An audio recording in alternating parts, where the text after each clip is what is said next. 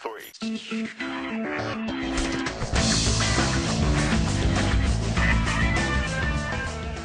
Hey everyone, welcome to the Idiomatic Top 3.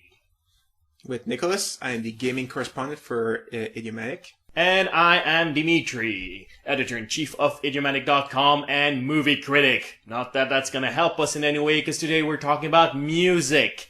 Come to think of it, the show's called Top 3, but we're actually doing Top 5 this time. Why? Because unlike television or movies, songs usually last about 2 to 3 minutes, and so we figure we can cram 2 extra top entries for you. That means a lot of material for us, so why don't we get started right away? Top 5 songs that we don't want to see covered ever. Why don't you get us started, Nick? Okay. My number 5, My Heart Will Go On by Celine Dion. Maybe because it was in Quebec. The rest of the world got it pretty bad. But That's the Titanic song. Yeah, right? the Titanic song. The rest of the world got it pretty bad because of Titanic. But in Quebec, it was like Celine Dion. She's the national treasure in Quebec. So I'm sure it played like twice as much on the radio. And that song it gets on everybody's nerves now. Anybody that tries to remake that song is doomed to failure and to hate letters and probably car bombs and stuff like that. You do not want to remake that song. It's a bad idea. Yeah, that reminds me of an awesome joke from the show Supernatural for anyone who watches it. It's on the CW. Low budget, relies heavily on good-looking men, but beyond that, actually a fun horror show. But anyway, they have angels and demons and whatever, and there's one angel who goes back in time to unsink the Titanic. And then when the heroes catch him, they ask him, like, why did you do that? And it's like, just so we wouldn't have to sit through that movie. Since they live in an alternate reality where the Titanic never sank, it's like, what movie? And goes like, exactly. Although, come to think of it, the movie's not that bad. It's just that song. I just don't want to hear that song ever again. It's like, it's hilarious. Yeah, so he had a good point. Yeah, if an angel is willing to go back in time, don't remake it. Exactly. I'm going to go with a different tack. My number 5 pick for song that I don't want to see covered, Russians by Sting. That's a 1980s song. Okay. But it's a song about the Cold War. I hope Russians love their children too, because otherwise it's be nuclear war. That's pretty much the lyrics. Some songs belong in their era, especially in terms of lyrics. Because, the Cold War's over. It just wouldn't make any sense to retake that song. And Okay. so there's like every song that are sort of steeped in their culture, like White Rabbit, the 60s song about the Vietnam War. Okay. Like, don't remake that, because it's just gonna be weird. What if they made the songs about terrorists instead of communists? Everybody's like all the movies as well do that, but like they all try to update anything relating to the Cold War to the terrorists, and it's a faulty analogy because the USSR was big enough, powerful enough, scary enough that Americans thought that they might take over the world because we didn't have access to just how much it was slowly imploding from the inside. We did not know. They hid it really well. Yeah. And it was scary. It was a real threat. Nobody in their right mind thinks the Taliban can take over the world. Yeah. They might contaminate the Middle East, which is what they've tried to do. And even then, the youth are revolting. And I think as soon as these people are steeped outside of, the disaster that were left after the Cold War, because that's how it started. Yeah. That's how it started in Afghanistan. The Russians and the Americans used Afghanistan as their battleground, as their war game, and then the people were left with absolutely nothing, starving to death. The Taliban just went out of left field and went like, hey, you got nothing, and then just took over. Yeah. But like as soon as, the people are sort of getting back on their feet even a little bit, already you see the youth revolting and everything with Facebook and all that, whatnot. So the idea that the Taliban can take over the world is ludicrous. It is not a good analogy. No, they can do damage is the thing, I think, that they're banking on. Yeah. But yeah, I don't think in a song, a song talking about them bombing stuff, that wouldn't work, I guess. But I hope the Taliban loves their children too, would not really respond. Yeah, that's a good point. So yeah, that's. I just like there are some lyrics that are steep in history, and singing them outside of that context would just make the singer look stupid. Yeah. Especially if it's a kid, a 15-year-old kid singing about the Cold War. Yeah. Yeah. Yeah, that exactly. I don't want to see Justin Bieber singing "We Didn't Start the Fire." That would be weird to me. Yeah. Good point. My number 4, any song by Elvis. Elvis is known. He is a great singer. He had a great voice. That's what made him his really powerful, awesome voice. Anybody that tries to redo that is bound to fail. The essence of Elvis's song and success was in his voice. So you can't really recapture that. So remaking songs about him, I think, is pretty foolish. Although it's been done so many times at the same time. Yeah. Didn't Corey Hart do "Falling in Love with You"?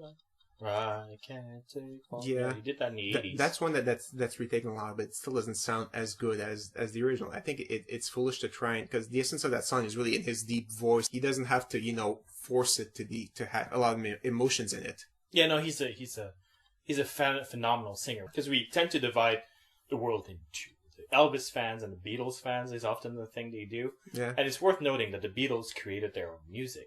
And they revolutionized rock and roll. Yeah. That's the thing.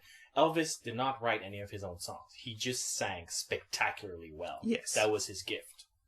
But it's not just like Elvis songs. I'm talking also about artists that they're renowned for their specific way of singing and sounding, like the Crash Test Dummies, with the guy with the very baritone voice singing, or the Cranberries, that girl that has like the insane voice. If you try and remake those, you're always going to be compared to them, and it's like you're not singing the same way comparably, and I think it's bound to fail. Yeah, I agree. There's a reason why I'm going to refer to Idol a lot during this conversation for the simple reason that that's a show where everybody has to do covers. Yeah. There's a reason why everybody who attempts to do a Janis Joplin song gets booted out on that very same week, because it's Janis Joplin, buddy. You can't beat her. Yeah, you can make it your own and try and make it, but no, it's not going to work. It's Janis Joplin singing her songs, and it worked with her voice. Yeah. Yeah, because all the songs sound like crap whenever they try, and you're like, wow. And you realize that it's because it's sort of a crap song. It's just that Janis Joplin is phenomenal, and she can take a specific type of crap and make it amazing. You know? It's sort of like in science fiction, those doors that have those genetic keys. Like, only Janis Joplin can take that song. Indeed. Or Elvis. Yeah, that's the point I was trying to make. Just specific, when the essence of the song isn't the way it was sung, the voice, it's very hard to remake it. Yeah, I agree. It's funny, you mentioned the Cranberries, and that leads me to my number 4 pick for a song that I want to see covered. Zombie by the Cranberries. And the reason for that is that, A, it's not that good a song. I'm sorry, it's not that good a song. Which is why I don't want to see it being covered. But, a bad song being covered, I can just ignore it. Except Zombie gets into your brain. It gets in your head. In your head. In your head. Oh, wow. You went there. I did. You hear it once and you hear it for the rest of the day. And I went through that all across the 90s. I don't want to go through it again. Yeah. No, the lyrics are completely lame. It's the singing that makes it good again, but yeah, the lyrics are completely silly, and it really stays in your head. I'm probably gonna have it in my head until the end of this podcast. It's just in mine right now. I'm still going in my head with the echo in my head. Yeah, songs that you just can't get out there. Yeah, should not be remade. You're right. I don't want to hear La Vida Loca either again. Achy Breaky Heart, none of that, please. Okay. All right, no transition. And my number 3. Great segue. Yes. A song that should not be remade. Welcome to the Jungle by Guns N' Roses. Why? Because Axl Rose is an asshat and he does not deserve any money. That's right. We don't want to give him royalty for this. Exactly. So do not remake any songs by Guns N' Roses. Exactly. About post Axl Rose, it's fine. Huh? Because they had a little bit of a career after they booted out Axl Rose. Yeah, that's true. But anything that has to do with Axl Rose, do not touch. Yeah, he's an incredible racist, a jerk. Oh yeah, I mean, Remember in Montreal, he decided after 20 minutes of concert, he's like, nah, screw this, I'm leaving, Yeah, and he started a couple of fights with a couple of rappers continuously that were going to sing around at the same place. He kept doing that. Yeah. So, a huge jackass. Don't encourage him. Yeah. Don't remake any of his songs or songs by any artists that are jackasses. Yeah, that's a good rule of thumb. Yeah. Yeah. So if Mel Gibson starts singing, just abstain. Yes. Oh. And so what is your number 3? My number 3 for a song I don't want to see covered is Hit Me One More Time by Britney Spears. No matter how much the song beats you, do not do it. Okay, well, first of all, it's similar to Zombie and Cranberries in the sense that it's a terrible song and it stays in your head forever. But more to the point, haven't we had enough covers of Hit Me Baby One More Time, as in every other Britney Spears song? Oh no, they're completely different. I know what you're talking about. Really? Like, for anyone who's willing to do the experiment, take Hit Me One More Time and Oops, I Did It Again, and play them exactly at the same time. And I do mean exactly at the same time. They actually merge. And this is not like me being facetious.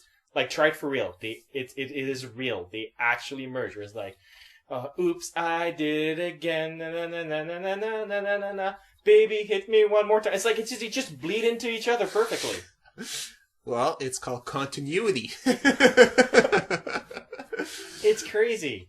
And why I picked Baby Hit Me One More Time more than Oops, I Did It Again is that the lyrics are even more offensive. It's just that reason. It's like, oh, look, it's because at the time that she filmed the video in her little sexy schoolgirl outfit, she was like 14 or something like that. She was older than that. No, she was 14. Really? Yeah. When she released her first album, she was actually 16, but they filmed the video before that she completed the album and everything. So when the video has her at actually age 14. Interesting. And so it's a little bit disturbing if you drool to that. And she's singing about, hit me one more time. And it's sort of like there's those really weird sexual connotations there. That it's like, it feels like one of those porno animes. It's wrong. I don't want to see that again. Maybe if an old person sings it, it'll be amusing, but otherwise. But, Rebecca Black, please abstain. You said you were going to stay away from Rebecca Black jokes. I am just saying she should not sing that thing. All right, fine. Number 2 is... Number 2, one of my favorite songs, Tainted Love. And that encompasses like all the early 80s songs that, hey, we have this new instrument called the synth and, the keyboard. And it all sounds electronic. And you shouldn't really remake those because that was in an era. Those songs represent an era, like the 80s with all the keyboards and all the electronic sounds.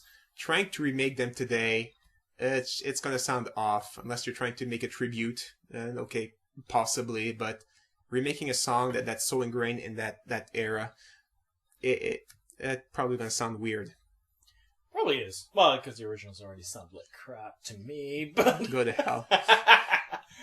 Nick is a big lover of 80s music. I am not. Yeah. Fine. Remaking a disco song then. Disco was great. Oh, you don't need to change it. You just have a different taste than I do. But I'm just saying, songs that are ingrained in a certain era or, it's going to sound weird if you remake them. Yeah, the psychedelic introduction of the sitar in the 60s and all of that, all those hippie songs, would not make great pop remakes today. That is true. Yeah. Gangster rap today would sound pretty silly as well. Isn't it still going on? No, it's a completely... No, gangster rap is a completely different animal than rap today. Like, a lot of people criticize Ice-T for playing a cop now on CSI... no, not CSI. Law and Order. They're all the same to me. Law and Order SVU. One of the cop shows. Law and Order SUV. Yeah. The one where they all drive in a big car. No. And, he plays a cop in the SVU, and everybody goes like, well, he used to sing Cop Killer. What a hypocrite. It's like, he's not. Because in Cop Killer, he was denouncing just the state of how things are in his community. He wasn't actually advocating for the death of policemen. That's people's attention span. They listen to the title and, okay, this song's about killing cops and how killing cops is awesome. Yeah. Because in the song, he lists all the young black people who were killed unjustly by policemen, overzealous policemen. It's like the list goes on forever. It's just, it is absolutely revolting. His anger is completely justified. Back in the day that happened, it's like it's a song of revolt. It's not a song of like, hey, gangster culture is cool. Not at all. Yeah. It's a revolution that he's singing about. But today's rap is a celebration of gangster culture for some, and then you have the lighter rap as well. Like, I don't want to put every artist in the same basket. But those that you're referring to, where it's like, is it still gangster rap? It's like, no, it's gangsters rapping, which is not the same thing. Okay. You know? I guess you can't remake the original rap song. I think Rapper's Delight would sound really weird today.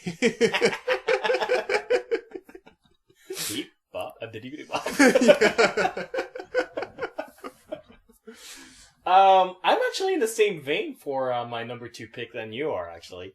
I am taking Thriller by Michael Jackson. Okay. That song, of course, gigantic hit, made Michael Jackson the icon that he was until he passed away recently. And here's the thing. You know that song, Video Killed the Radio Star? Yeah. I think that's sort of embodied in Thriller. Thriller was all the packaging. It was Michael Jackson being awesome. Yeah. Being a phenomenal performer in dance and in voice. And not enough people give him credit for his voice. And it was this high production music video, which we had never seen before. Before, the big videos were like Duran Duran singing in a green screen with squares moving. Ooh. Or Blondie singing in a tiny room with a discotheque ball and tripping over their own wires. Yeah.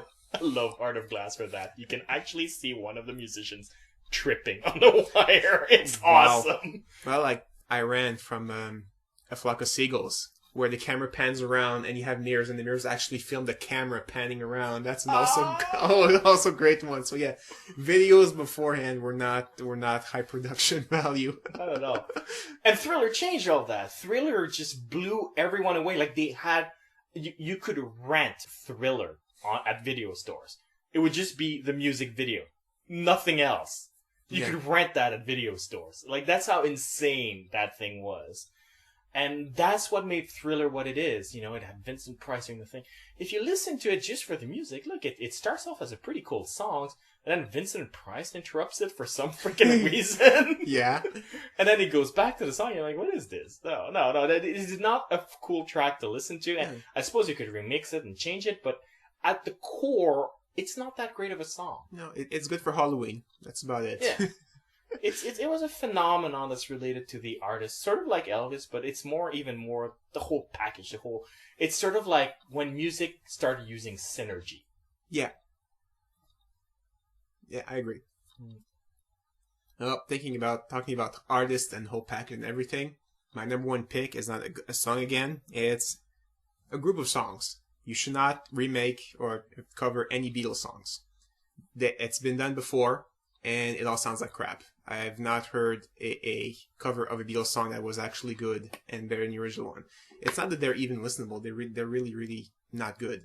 The Beatles were great musicians. They knew exactly what they were doing. And if the song sounded off or something, they made it sound better. I mean, those songs are pretty much close to the peak of perfection as the way they can be.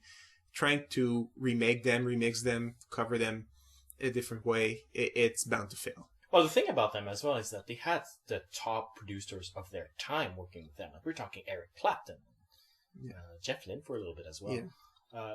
These are amazing artists producing the songs with them. So even as a producer, if you want to remix it, you're gonna have a hard time finding a better way of doing this than frickin' Eric Clapton. Yeah. And the Beatles working together. Yeah. I agree.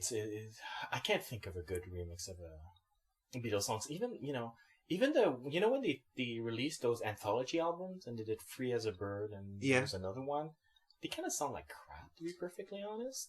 Well, I mean, the guy's dead and they're taking old tapes, so that's what. No, I don't mean the sound quality. I just mean the production on it is kind of crappy. And again, it's because it's even if it's still the Beatles start working on those, it's not the same production teams, and it's just not the same level of talent that's involved. That's true. All right, so yeah, you should not even try. The Beatles were, they were kind of the best group, So why even try going there and try and be compared to them? It's ridiculous.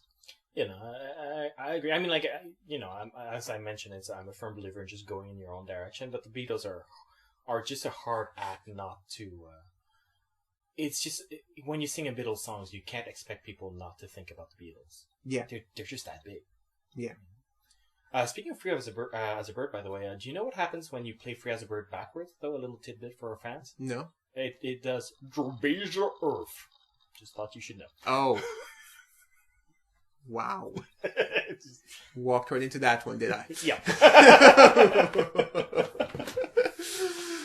All right, smart guy. What's your number one then? My number one is probably a little bit offbeat for people, but hear me out. Too Hot by Alanis. I don't want to see a remake of that.